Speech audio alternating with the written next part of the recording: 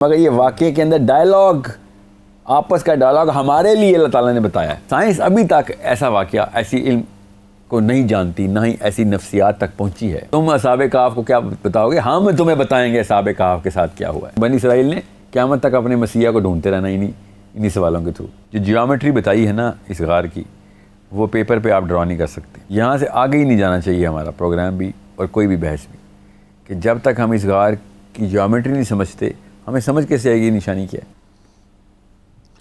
پھر ہم نے ان کو جگایا تاکہ یہ دیکھیں کہ ان کے دو گروہوں میں سے کون سا گروہ اپنے سوئے رہنے کی مدت کا زیادہ صحیح شمار کرتا ہے۔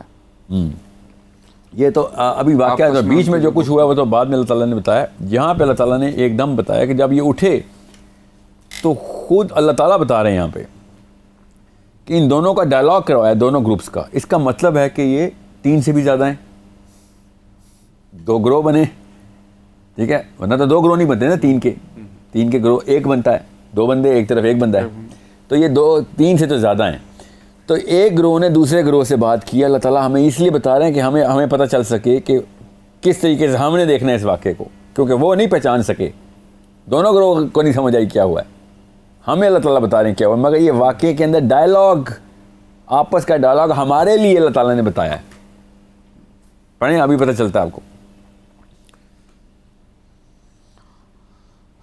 ہم تمہارے سامنے ان کا واقعہ ٹھیک ٹھیک بیان کرتے ہیں۔ نہیں، یہ آیت دوبارہ پڑھیں۔ پھر ہم نے ان کو جگایا تاکہ یہ دیکھیں کہ ان کے 2 گروہوں میں سے کون سا گروہ اپنے سوئے رہنے کی مدت کا زیادہ صحیح شمار کرتا ہے۔ جی، اب یہ اس میں سے بات سمجھنے والی ایک اور ہے کہ جب آپ کسی ایسے واقعے سے گزریں گے، کسی ایسی ڈائمینشن کی ٹرانزیشن سے گزریں گے، تو آپ کے اوپر کیا فیلنگ ہوگی، یہ بتایا ہے اللہ تعالیٰ نے اندر، کہ آپ کو یہ فیلنگ آئے گی ہی نہیں کہ وقت گزرا ہے، حالانکہ وقت کتنا سینکڑوں سال گزر چکے ہوں گے، آپ کو کوئی احساس ہی نہیں ہوگا۔ سمجھ رہے ہیں؟ سو چاہے وہ دجال کر رہا ہو کس مرضی طریقے سے، اور کیا پتہ اسی ٹیکنالوجی کے تھرو اس نے یہی والے راستے کھولنے ہوں، یا پھر ہم ویسے کسی طریقے سے کوئی ایسی علم کے تھرو ہم اتنی ترقی کر لیں کہ ہم بھی اس طرح کے واقعات کر سکیں لوگوں کے ساتھ، کہ ایک بندے کو 100 سال کے لیے سلا دیں وہ اٹھے۔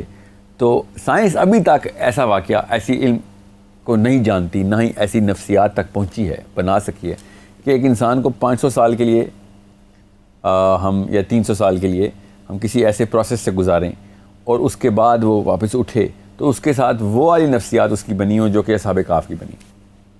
یہ ان اصولوں کے خلاف ہے، یہ جملے جو اصحاب کہف کے گروہ نے آپس میں ایک دوسرے کو بیان کرنے، وہ اصول جو اس وقت کرنٹ علوم کے تھرو ہم سمجھ سکتے ہیں کہ اگر ایسے واقعہ ہو جائے تو ہم کیا بات کریں گے، وہ والی بات نہیں کریں گے جو یہ تو گروہ بات کریں گے۔ یہ اللہ تعالیٰ ہمیں یہاں پہ بتا رہے ہیں، وہ کیا بات کی انہوں نے۔ ہم تمہارے سامنے ان کا واقعہ ٹھیک ٹھیک بیان کرتے ہیں۔ یہ کچھ نوجوان تھے جو اپنے پروردگار پر ایمان لائے تھے، اور ہم نے ان کو ہدایت میں خوب ترقی دی تھی۔ یہ تو یہودیوں کو سوال کے جواب میں بتایا جا رہا ہے کہ اب ہم تمہیں بتاتے ہیں، تم نے جو کہانیاں سنی ہیں نا، جس میں تو کچھ سچ ہے تو کچھ جھوٹ ہے، اب ہم بتائیں گے تمہیں اصل میں کہ ان کے ساتھ ہوا کیا تھا۔ یہ ہے اس آیت کی ٹون، کہ تم نہیں ہمیں بتاؤ گے اصحاب کہف کون تھے اے محمد، یہ لے کے آئے تھے نا سوال ہو، تو اللہ تعالیٰ کہہ رہے ہیں تم اصحاب کہف کو کیا بتاؤ گے، ہم تمہیں بتائیں گے اصحاب کہف کے ساتھ کیا ہوا ہے۔ اور ہم نے ان کے دل خوب مضبوط کر دیے تھے۔ اس میں ایک چیز نقطہ پھر دوبارہ سے اس پہ اصرار کروں گا کہ ایک ممتحن آپ کے پاس آئے کہ آپ کی کوالیفیکیشن چیک کرنی ہے میں نے، اور آپ کو پیپر دے اور آپ اس کو بتائیں نا کہ کوشچن پیپر آپ نے انکمپلیٹ دیا ہے، کوشچن ایسے پوچھنا ہی غلط ہے، میں کوشچن تو پہلے درست کر دوں آپ کا، تب آپ کو پتہ چلے کہ ممتحن زیادہ علم رکھتا ہے یا جو طالب علم ہے جس کو آپ نے چیک کرنا ہے۔ یہاں پہ اللہ کے نبی علیہ السلام بتا رہے ہیں کہ آپ جو سمجھ رہے ہیں نا کہ آپ بہت بڑا علم لے کے آئے ہیں اور آپ کی کتابیں اور تورات اور آپ نے تالمود رکھی ہوئی ہے اپنے ساتھ، اور آ گئے ہیں کہ ہم چیک کریں گے نبی کون ہوتا ہے تو کون نہیں۔ نبی علیہ السلام ان کو کہہ رہے ہیں کہ آپ ہمیں مت بتائیں، مجھے نہ بتائیں کہ اصحاب کہف کیا تھے، ہم تمہیں بتائیں گے کہ اصحاب کہف کیا تھے۔ تم نے جتنے بھی قصے کہانیاں سنیں نا، وہ نبیوں سے نہیں آئے ہوئے، نبی نے جو اوریجنل سنائی تھی نا جس قوم کو، تمہارے پردادوں کو اور ان کے بھی پردادوں کو، وہ کوئی اور کہانی تھی، تم تک ادھر ادھر سے ایک کھچڑی بناتی ہوئی ہے، میں تمہیں درست کر کے بتاتا ہوں، تم نہ ہمیں بتاؤ نبی کیا ہوتا ہے، ہم آئندہ کے لیے بھی تمہیں بتائیں گے نبی کیسے بات کرتا ہے، ٹھیک ہے، کیونکہ بنی اسرائیل نے قیامت تک اپنے مسیح کو ڈھونڈتے رہنا انہی سوالوں کے تھرو. یہ اس وقت کا ذکر ہے جب وہ اٹھے اور انہوں نے کہا کہ ہمارا پروردگار وہ ہے جو تمام آسمانوں اور زمین کا مالک ہے. ہمارا پروردگار وہ ہے جو تمام آسمانوں اور زمین کا مالک ہے. ہم اس کے سوا کسی کو معبود بنا کر ہرگز نہیں. جو کہ دجال پکاریں کا گے. اوریجنل کلیم ہونا ہے نا. جی. یا اگر ہم ایسا کریں گے تو ہم یقیناً انتہائی لغو بات کہیں گے. جی. یہ ہماری قوم کے لوگ ہیں جنہوں نے اس پروردگار کو چھوڑ کر دوسرے معبود بنا رکھے ہیں. اگر ان کا عقیدہ صحیح ہے تو وہ اپنے معبودوں کے ثبوت میں کوئی واضح دلیل کیوں نہیں پیش کرتے؟ جی ہاں بالکل.